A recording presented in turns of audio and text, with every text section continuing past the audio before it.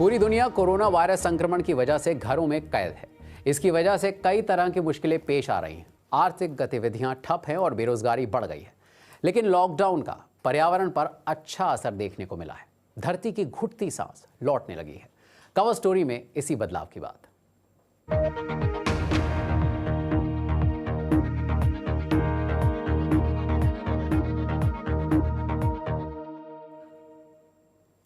मार्च के महीने से कार्बन उत्सर्जन में कमी आई है। जब दुनिया के अधिकतर हिस्सों में लॉकडाउन लगा हुआ था, तब हर रोज होने वाले उत्सर्जन में 17% से भी ज्यादा की गिरावट आई थी। मगर वैज्ञानिकों का कहना है कि ग्रीन हाउस गैसों में आई ये कमी स्थायी नहीं है। हालांकि अगर इससे सबक लिया गया तो आने वाले समय में पर्यावरण के गंभीर संकट से बचा जा सकता है। बीबीसी संवाददाता डेविड शुकमन की रिपोर्ट। कोरोना काल में दुनिया भर में कई कमाल के बदलाव देखने को मिले हैं। भारत की व्यस्त सड़कें थोड़ी शांत नजर आती हैं और सांस लेने का एहसास बदल गया है। चीन की विश्व प्रसिद्ध दीवार भी साफ साफ नजर आने लगी है। आमतौर पर प्रदूषित रहने वाला पेरिस स्वच्छ हो गया है। वायरस के खिलाफ जंग ने दुनिया के कई देशों की अर्थव्यवस्था को भारी नुकसान पहुंचाया है और उसे सुस्त कर दिया है। पर इससे हवा साफ हो गई है और धरती को गर्म करने वाले कार्बन उत्सर्जन में कमी आई है। पूरी दुनिया की सड़कों पर ट्रैफिक में कमी देखने को मिल रही है। बिजली की कम मांग से भी बड़ा बदलाव आया है। विमानों के जमीन पर खड़े होने और बेहद जरूरी उड़ानों की वजह से हवा में कार्बन की मात्रा कम हुई है। ये पैटर्न दुनिया भर में देखा जा रहा है। यहाँ रंग जितना हल्का है, उसका मतलब है कि उत्सर्जन में उतनी ही कमी। कुछ देशों में उत्सर्जन लौट रहा है, पर फिर भी ये एक बड़ा बदलाव है। उत्सर्जन में हम प्रतिदिन करीब 17% की कमी देख रहे हैं, जो बहुत बड़ी बात है। हमने ऐसा पहले कभी नहीं देखा। रोड ट्रांसपोर्ट में कमी की वजह से ही ये बदलाव आया है। पर चीन ने अब लॉकडाउन हटा दिया है और वहां सड़कों पर ट्रैफिक बढ़ने से उत्सर्जन में बढ़ोतरी हुई है।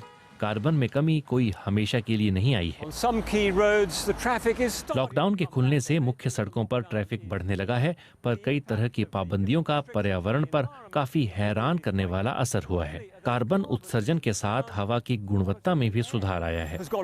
कई तरह के प्रदूषणों में काफी गिरावट देखी गई है। पर जैसे जैसे अर्थव्यवस्थाएं सुधरने लगेंगी, वैसे ही शहरों में जहरीली हवा का असर दिखने लगेगा। विशेषज्ञों को लगता है कि इस संकट ने हमें दिखा दिया है कि प्रदूषण पर काबू पाया जा सकता है।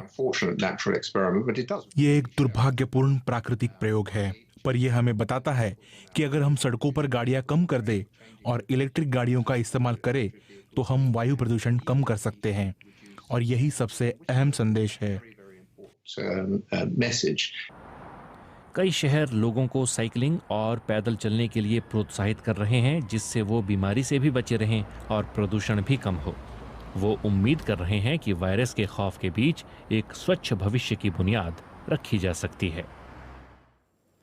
कोरोना वायरस संक्रमण के बाद लॉकडाउन के चलते प्रदूषण कम हुआ है, लेकिन कई जगह कुदरत के प्रकोप से महामारी फैलने का डर बढ़ गया है। चाहे तूफान अम्फन हो, युगांडा में आई बाढ़ हो या फिर प्रशांत द्वीप समूह के देशों का चक्रवात हो, इन आपदाओं की वजह से हजारों लोग विस्थापित हुए और अब कैंपों में रहने को मजबूर हैं।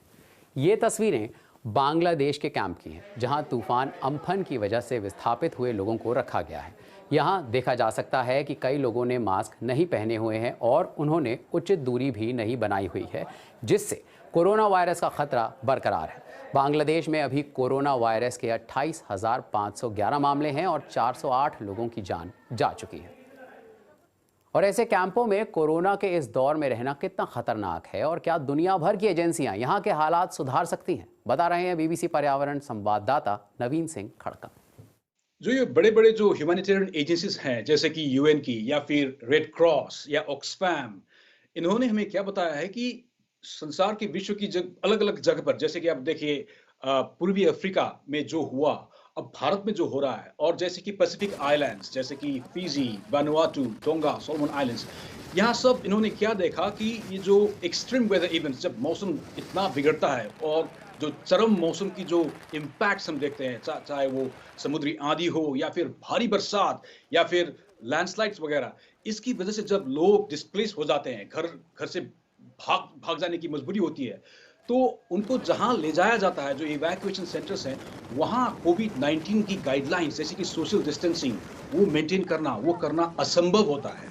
इसी तरह से पानी या फिर साबुन ये उतनी आसानी से उपलब्ध नहीं होता है। और जब मैंने भारत के लोगों से, जैसे कि उड़ीसा या फिर पश्चिम बंगाल के लोगों से बात की, उनका भी यही कहना था कि अब उन्हें डर है कि ये जो जहाँ वो उनको ले जाया जाएगा, वहाँ काफ़ी भीड़ होगी। और ये भी बता रहे थे कि ये जो इवैक्यूएशन सेंटर्स हैं, उनमें से कई जो है वो क्वारंटाइन सेंटर के रूप में पहले उनकी इस्तेमाल किया गया था उस जगह की। तो ये भी डर है। ये जो ह्यूमैनिटेरियन एजेंसीज़ हैं, इनका ये कहना है कि जब वो आप राहत की सामग्री वितरण करते हैं, जैसे कि खाना या फिर दूसरी चीज़ें, उसमें वो खाना और वो जो पैक्स होते हैं या फिर कोई कंबल हो, वो जो आप वहाँ इसमें लिखते हैं, वो चीज़ें सामग्री में, राहत सामग्री में, उससे भी शायद लोगों को कुछ याद आए और वो कुछ करें, ये एक आशा है। लेकिन ये सब मानते हैं कि इतना आसान नहीं है। इसके लिए विश्वव्यापी रूप में इस बारे में चिंतन मनन करके नया जो नीति है, वो तय करना है। तूफान अम्फन ने जहां बांग्लादेश और भारत के कुछ राज्यों में काफ़ी तबाही मचाई है, वहीं पूर्वी अफ्रीकी देश युगांडा में बाढ़ ने लोगों की मुसीबत और बढ़ा दी है। पश्चिमी युगांडा के कसीस ज़िले में हाल ही में ये भयंकर बाढ़ आई थी। बाढ़ की वजह से यहाँ सैकड़ों लोग विस्थापित हुए हैं।